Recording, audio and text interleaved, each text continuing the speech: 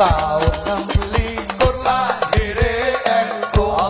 Ijo-ijo benderane NU. Gambar jagat simbole NU. Bintang songo lambange NU. Assalamualaikum warahmatullahi wabarakatuh. Hai sahabat Ansor, kembali lagi bersama Ansor Polokarto Official. Ada pertemuan kali ini kami akan menceritakan sedikit cerita cara Mbah Kholil Bangkalan carikan jodoh buat Kiai Haji Hasyim Asy'ari.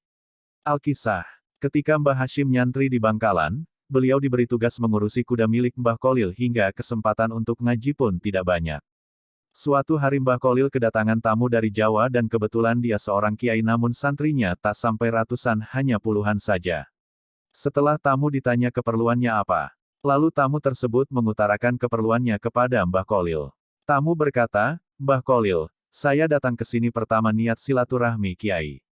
Dan yang kedua saya hendak menikahkan putri saya, berhubung dia sudah dewasa kiranya patut saya carikan jodoh, apalagi usia saya juga sudah ada di ambang pintu ajal yang tak lama lagi Allah pasti memanggil ruh saya Kiai. Jika ada, Mbah, saya mohon petunjuk dan izin Kiai Unteka mencarikannya." Tanpa berpikir panjang Mbah Kholil langsung memanggil Mbah Hasyim yang ada di belakang rumah beliau yang sedang ngurusi kuda. Spontan Mbah Hasyim yang mendengar suara gurunya memanggil langsung lari tunggang langgang menghadap sang guru. Mbah Hasyim berkata, "Iya Kiai jenengan manggil saya." Mbah Kholil menjawab, "Iya." Tanpa banyak tanya lagi Mbah Hasyim langsung diam merunduk. Lalu Mbah Kholil berkata kepada tamu beliau, "Ini dia calon menantumu yang akan meneruskan perjuanganmu." Tamu pun terkejut tegang dan tak habis pikir sambil bergumam dalam hatinya. Masa iya sih santri emblasaken seperti ini akan mengurus pesantrenku? Saya tidak yakin bila anak ini banyak ilmunya. Di sisi lain Mbah Hasyim pun terkejut pula sambil bergumam dalam hatinya, masa iya ya Mbah Kholil tega akan menjodohkan saya dengan putrinya ulama, yang begitu mulia dan santrinya banyak nan berwibawa serta alim. Mbah Kholil lalu menyambung dawuhnya apa yang keduanya pikirkan.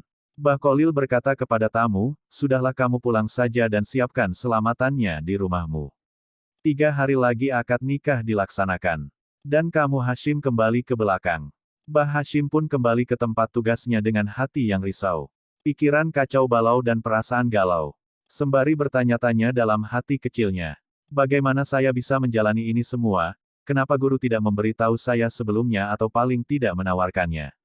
Gundah gulana bimbang ragu dan bingung terus berkecamuk dalam pikiran Mbah Hasyim. Di saat-saat seperti itulah hidayah Allah ditampakkan. Mbah Hasyim teringat di mana suatu hari saat Mbah Kholil molang kitab beliau dawuh sederhana saja. "Barang siapa di antara kalian yang ingin tercapai hajatnya maka bacalah sholawat nariyah sebanyak-banyaknya dan pada waktu ijabah sangat dianjurkan yaitu setelah separuh malam hingga menjelang subuh." Saat malam kira-kira jam 12 malam, Mbah Hasyim melaksanakan apa yang pernah diucapkan gurunya itu yaitu membaca sholawat nariyah sebanyak-banyaknya. Dan menjelang subuh beliau ketiduran dan hal ajaib di mana dalam mimpi tidur sekejapnya beliau bermimpi bertemu Imam Al-Bukhari dan mengajarkan kepada beliau hadits sahih selama 40 tahun lamanya. Lalu beliau terbangun serta terkejut tidak percaya atas mimpinya itu. Di malam yang kedua terjadi lagi. Dalam mimpinya beliau bertemu Imam Asy-Syafi'i dan mengajarkan kepada beliau kitab-kitab fikih dari berbagai mazhab yaitu Imam Asy-Syafi'i sendiri Hanafi Maliki dan Hanbali selama 40 tahun lamanya. Di malam ketiga beliau bermimpi bertemu Degen Imam Al-Ghazali dan Junaid Al-Baghdadi yang mengajarkan beliau kitab-kitab tasawuf selama 40 tahun. Setelah beliau bangun, beliau terkejut dan bertanya dalam pikirannya apa makna dari semua mimpi ini. Keesokan harinya beliau hendak bertanya kepada gurunya namun tidak ada kesempatan karena beliau justru disuruh siap-siap berangkat ke rumah calon mertua untuk melangsungkan akad nikah. Lalu keduanya pun berangkat hingga di tempat tujuan langsung dilakukan akad nikah selesai itu Mbah Kholil akan pulang ke Bangkalan. Sepatah kata pun tak ada yang keluar terucap dari Mbah Kholil mulai dari Bangkalan hingga sampai di tempat akad pernikahan. Baru Mbah Kholil hendak pulang beliau dawuh kepada Mbah Hasyim lalu kepada mertuanya dan disaksikan banyak santri dan tamu undangan. Kepada Mbah Kholil, "Hasyim jangan nyelewang-nyeleweng ya. Ibadah ikut yang dicontohkan Nabi melalui ulamanya dan ikutilah ulamanya Allah agar selamat, Allah pasti bersamamu." Kepada mertua Mbah Hasyim dikatakan, "Jangan ragu dengan Hasyim dia sudah ngaji 120 tahun lamanya." "Baik Mbah Hasyim, Mertua dan para tamu tidak begitu paham serta kebingungan menafsiri dawuh Mbah Kholil karena mereka pikir ini gak masuk akal kapan ngajinya sampai 120 tahun sementara usia beliau belum sampai 50 tahun. Lalu Mbah Kholil pun balik ke Bangkalan. Esoknya Mbah Hashim diuji mertuanya sembari ingin membuktikan sealim apakah menantunya yang dijagokan gurunya itu. Dan beliau pun dengan agak gugup berada di masjid sementara di tempat yang biasa mertuanya duduk sudah disediakan 2 kitab tafsir dan hadits, sudah disiapkan ujian membaca kitab. Nah keajaiban pun dimulai tanpa harus menengok apalagi memegang kitabnya Mbah Hashim langsung membaca dengan fasih dan hafal di luar kepala serta membahasnya laiknya masyaikh yang sudah kenyang dengan segudang ilmu, tak satu pun ada yang salah.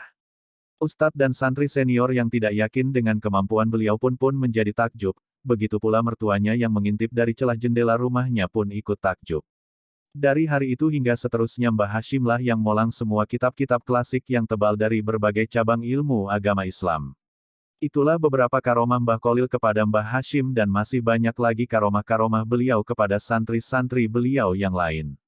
Wallahu a'lam bishawab. Semoga Allah senantiasa mengalirkan tetesan-tetesan barokah dan manfaat dari beliau-beliau ini kepada kita dan anak cucu kita. Sehingga kita tetap berada di jalur Ahlus Sunnah wal Jamaah Ahmadiyah. Sampai di sini dulu ya sahabat. Sampai jumpa di kesempatan berikutnya bersama Ansor Polokarto Official.